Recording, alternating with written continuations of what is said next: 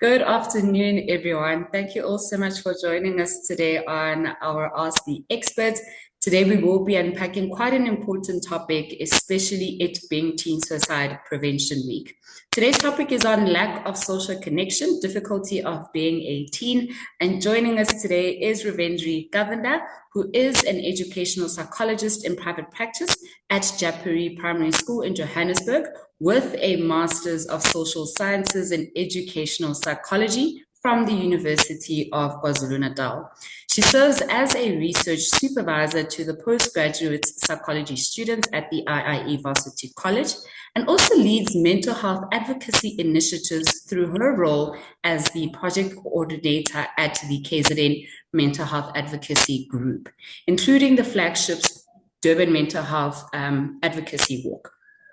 Featured in national media for her work, Ravendri is passionate about autism support, inclusive education, and creating accessible, stigma-free mental health spaces across South Africa. Ravendri, thank you so much for making the time to meet with us today. Hi, Levokang. Thank you so much for having me and engaging with me on such an important topic. Sure. Thank you so much, Ravendri. Just to maybe start us off, when we talk about a lack of social connection in teenagers, what does that look like in everyday life? When we think of lack of social connection, the first thing that comes to mind is that this individual is alone. And yes, that is part of it, but we're also talking about those feelings of being unseen, unheard, not truly knowing who they are. So this may manifest as that teenager now withdrawing from social activities, things that they previously enjoyed, spending more time alone. You'll find in a home environment, this individual may spend more time in their room, or if they are in common areas, they probably, scrolling on their phone, not engaging in meaningful conversation and connection with family and friends. You may start to see them avoiding school activities, extramural activities. They start to feel like they don't really belong anywhere, even though they are physically surrounded by people. Oh, wow. What you basically highlight is a lot around isolation. That's what I picked up quite a lot, where they now no longer engaging in social activities, where they're isolating themselves. And it sounds like this is something that we can identify on a day-to-day basis, right? Whereby they would isolate, no longer engage. And just to maybe, as a follow-up question on that, when should a lack of social interaction become a concern that needs professional support? I think it becomes a connection or a concern rather when that disconnection becomes persistent and it starts affecting their everyday functioning.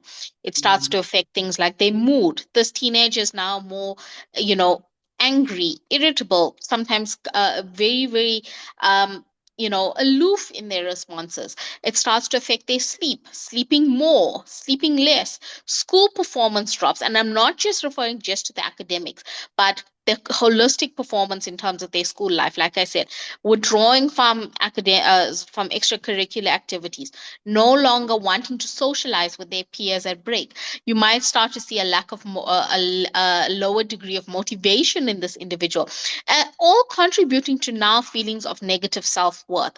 And so if a teenager has been feeling isolated for weeks or months, and this feelings of hopelessness then start to increase, you may start to then see feelings of anxiousness starting to increase, emotional shutdown.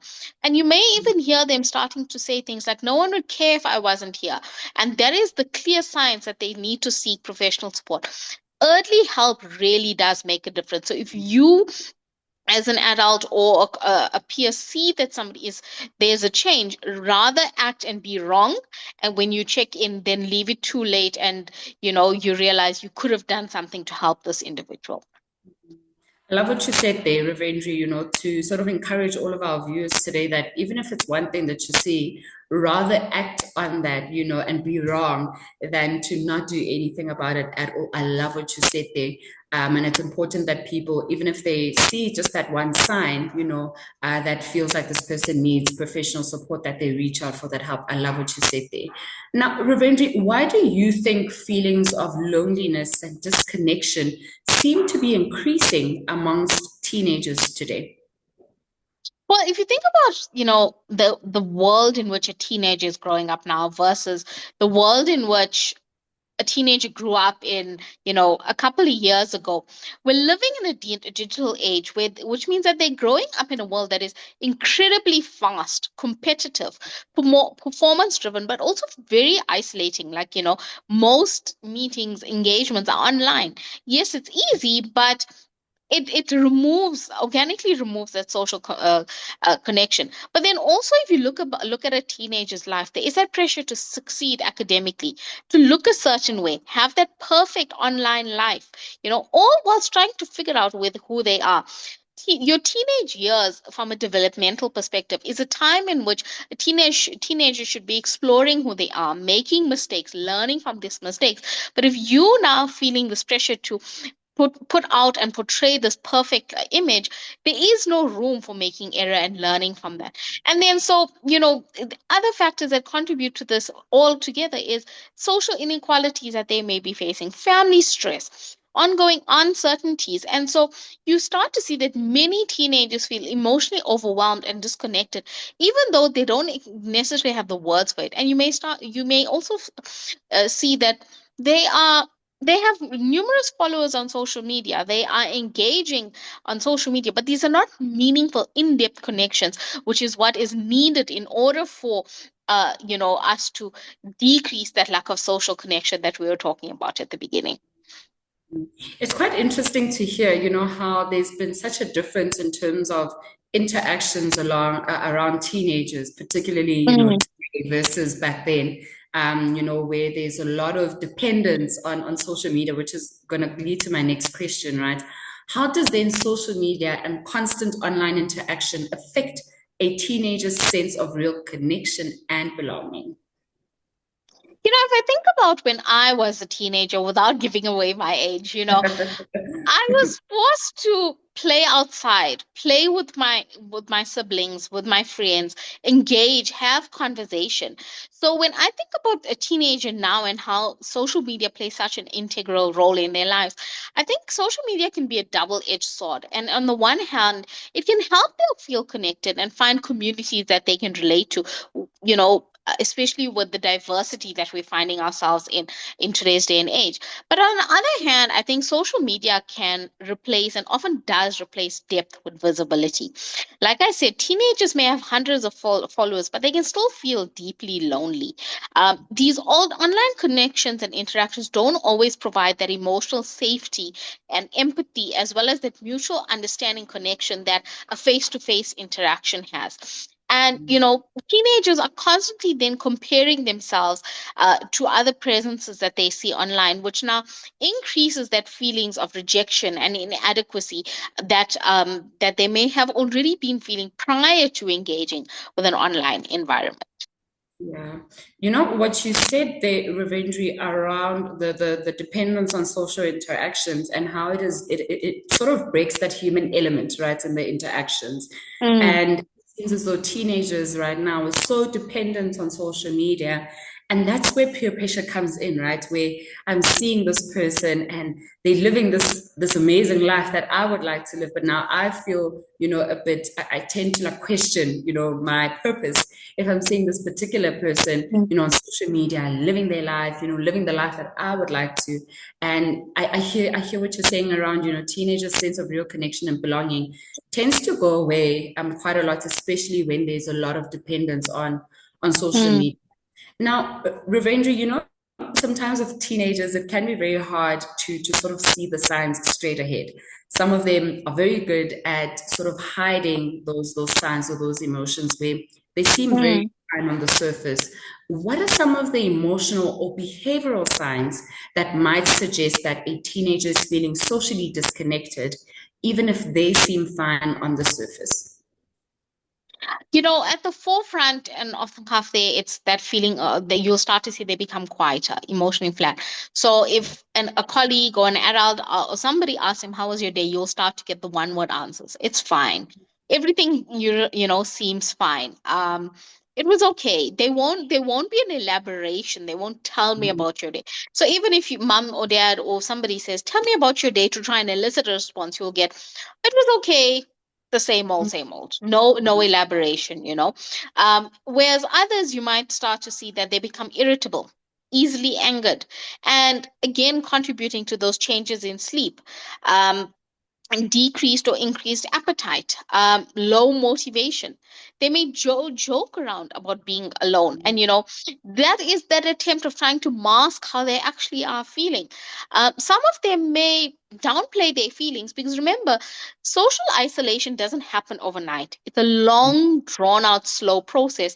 So, in that process, this teenager becomes so, in inverted commas, used to that feeling that when you ask them how they're feeling, they downplay the fact that they actually are not okay. And sometimes the biggest signs out there is that they stop trying. They stop reaching out.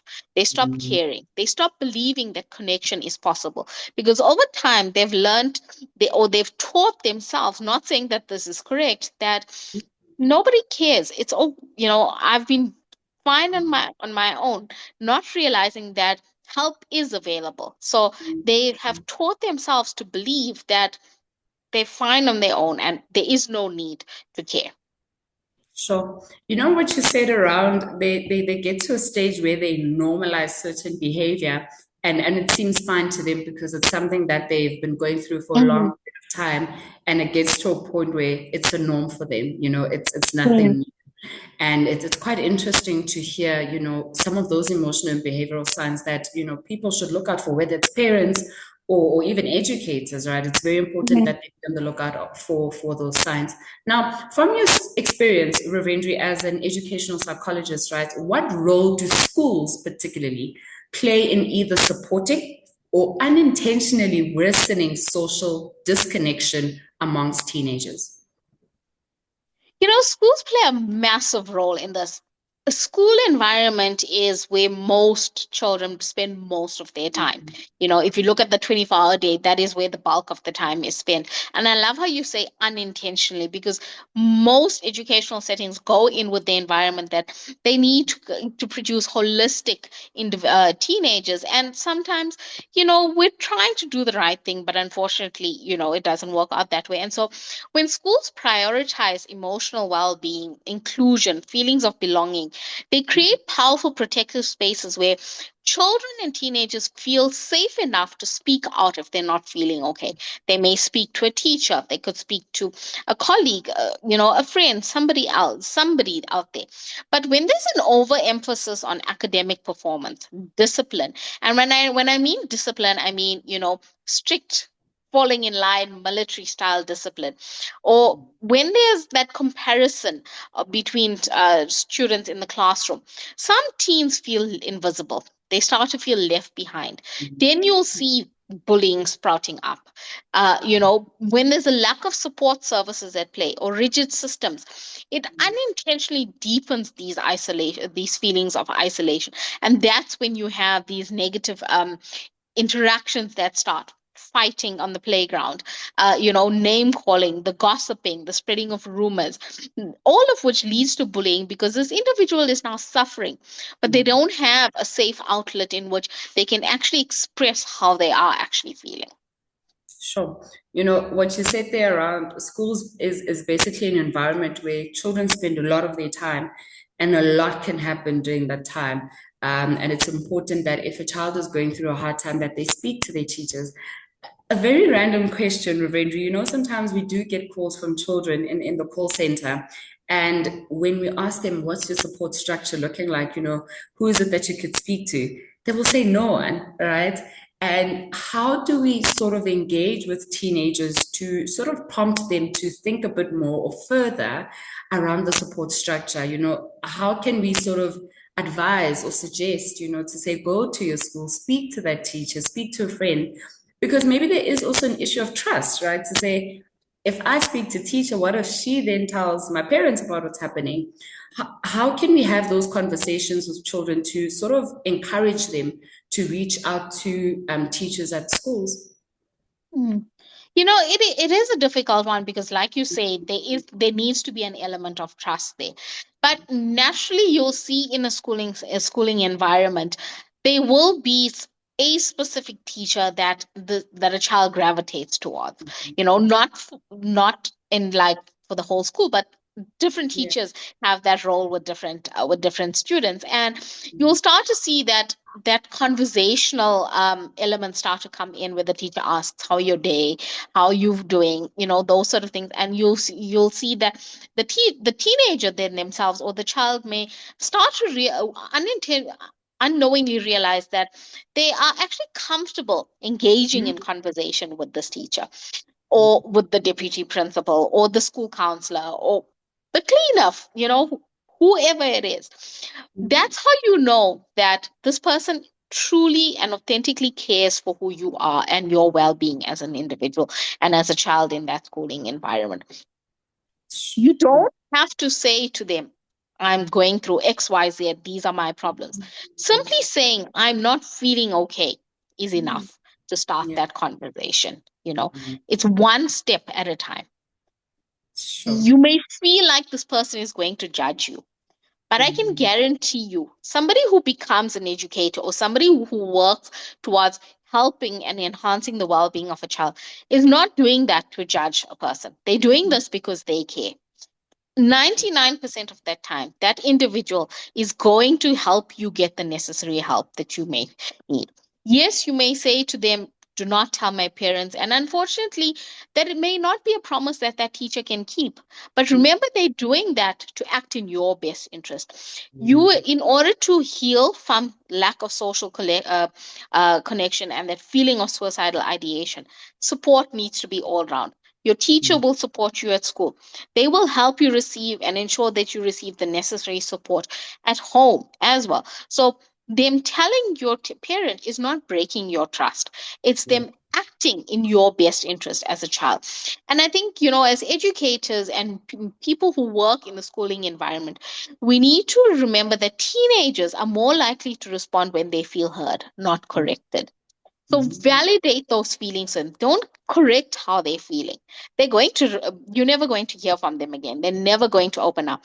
Them starting to open up and take that first step is that extreme form of bravery to say something is not right. Validate that and ask them how they would like to go forward and support them in that process as well.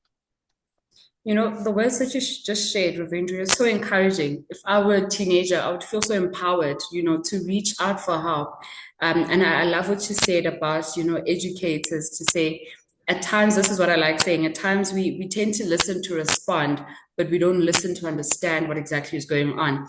And the minute you, Absolutely. you listen to respond, the person's going to hold back and say, but this is not what I was hoping for. This is not what Mm. I need right now. And I love what you said there, that teenagers need that safe space, to be able to reach out for help. We've spoken quite a lot about schools and teachers, and now I want to bring in, parents and caregivers. How can they, as parents or caregivers, create safe spaces where teenagers feel safe enough to talk about loneliness without the fear of judgment? I think even though things seem okay on the surface, make it part of your normal routine to constantly check in with your teenager. How was Mm. your day? Tell me three things that happened in your day. And at first, it will seem very, very uncomfortable, very unorganic. And, this individual or this teenager is going to be like, oh, mom's going to ask me about this at the end of the day. I need to come up with three things. But as it starts to become a normal part of conversation, you'll start to see the responses become deepened. You'll start to see the change in body language. If there's avoidant eye contact when you're talking, when you're engaging in that conversation with your teenager, if the teenager answers in a very defensive tone, take note of that. Something's amiss there. Mm. Don't push the teenager to give you follow up because you're going to lose them. But come back Mm. to the conversation the next day. Find a way to bring it in. Be present with your teenagers, and also validate the fact that they are opening up. So I'm really glad that you told me this. Sure. I'm here for you. How can I help you? Sometimes Mm. they have the answers. We need to give teenagers more credit than what they actually receive at times.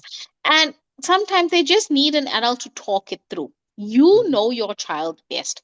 You know where where they may be emotionally. And so you'll be able to determine whether your child is on the right path, or may need a little bit of guidance in terms of navigating the path to healing as well. But also, as a parent, don't be afraid to lead by example and express your vulnerabilities. I've had a Yeah. tough day today. I'm not particularly feeling happy. This is why. Children, teenagers, human beings learn by example. It is up to us as parents and caregivers to set these examples for our teenagers so that they learn that it's safe to seek help and to speak up when they aren't feeling as well as they should be. Sure. You know, the idea of creating a routine where you constantly checking in on your teenager, that is such a great tip. Because then, like you mentioned, the teenager is gonna now notice, that you're more interested, you're more involved, you want to know more Mhm. about their daily activities, what's been going on, how are they feeling. And it's lovely to hear that, parents are starting to create that safe space by doing that, on a regular or even on a continuum. Now, we're speaking a lot about teenagers, during Teen Suicide Prevention Week. How can teenagers themselves begin to build or rebuild meaningful connections, especially if they feel rejected or excluded? When you ask that, I always think of that saying of Rome wasn't built in a day. You Mm. don't eat an elephant all at once. It's small, low pressured steps. Join, Mm. rejoin an activity that you weren't interested in. Or if you're feeling too shameful or embarrassed, rejoin another interest group. Volunteer 1 hour a week. A change in environment can make a world of difference. It allows you to develop new social connections. Reconnect with that one safe person, doesn't mean it needs to be extravagant, but at school, spend an extra 5 minutes of your break just actually speaking to your friend, who you really value their input, who you value their connection. Remember that rejection does not define your worth. So Mm. learn, engage in these social skills, which will ultimately build self-compassion. And sometimes working together with a mental health professional can really help this teenager redevelop their sense of confidence and trust in relationships and individuals as well. So start off by taking small steps. Take it one day at a time. You don't have to heal overnight. Taking it one step at a time is such good advice, to not be pressured to have it all done, all at once. Mm. And a lot of teenagers create, friendships every now and then. What role do friendships play in protecting a teenager's mental health during the stage of development? Friendships are such a wonderful thing. It offers this teenager and any individual in general feelings of validation, a sense of belonging, and I think most importantly, a sense of being understood. And all of which are so essential for the development of emotional resistance. So healthy friendships can buffer against stress. They reduce those feelings of loneliness, and they help a teenager, most importantly, identify and navigate who they are as an individual. A safe and healthy friendship allows a teenager to develop their own identity alongside their friend, without feelings of judgment, without feelings of, somebody's going to laugh at me. It allows them to express their emotions and challenges more effectively. It offers them feelings of validation as well. And a friend does this, it's without expecting anything in return as well. Yeah, friendships are so meaningful, and it's also important for teenagers to lean more onto meaningful friendships, right? And I love how you started the conversation earlier that a lot of teenagers depend quite a lot on social media. That one might think because they have 100 followers, those are their friends, but in actual fact, meaningful friendships happen in person, right? Physical interactions that they would have. And I'm glad that you shared that, with teenagers as, a way to encourage them to be in friendships that are meaningful. Ravendri, before we do wrap up, if there's one message you'd like teenagers for now, and the adults around them to take away from this conversation, what would it be? I think the most important thing to remember is that loneliness is not a personal failure. So, to the teenager that's listening, I'll say if you're feeling invisible, if you're feeling left out, or you don't quite fit in anywhere, please know that there is nothing wrong with you. Your story is still unfolding. The right connections will come around. And if you're struggling, I really encourage you to speak to one trusted person, a friend, a teacher, a school counselor, a family member, anybody. You don't have to explain everything at once. Even just saying, I'm not okay is enough to start that conversation. And then to the adults in these young people's life, check in. Check in even when everything seems fine. Ask the questions. Sit with the discomfort. Listen more than you speak. If something doesn't feel right, don't wait. Reach out for professional support early. Early intervention can be life changing. And I'll always say, I'd rather ask the difficult questions and be wrong than Yeah. wait and it's too late. Sure, Muvendri. Thank you so much for sharing that with us, and we truly do appreciate you making the time today. And to everyone that's joining today, if you know of a teenager who's going through a hard time, if you are a teenager that needs some support and guidance, please do reach out to our SADAG helplines. We are available. We are here to help. We're here to support you. You don't have to go through this by yourself. As SADAG, we are here. We are listening. Silalele. Ravindri, thank you so much for making the time to meet with us today, and we truly do appreciate it. Thank you so much for having me. Thank you. Thanks to everyone for joining us this afternoon, and we will meet again next week with a different topic. But from us as SADAG, thank you so much for making the time, and we will see you soon. Bye-bye.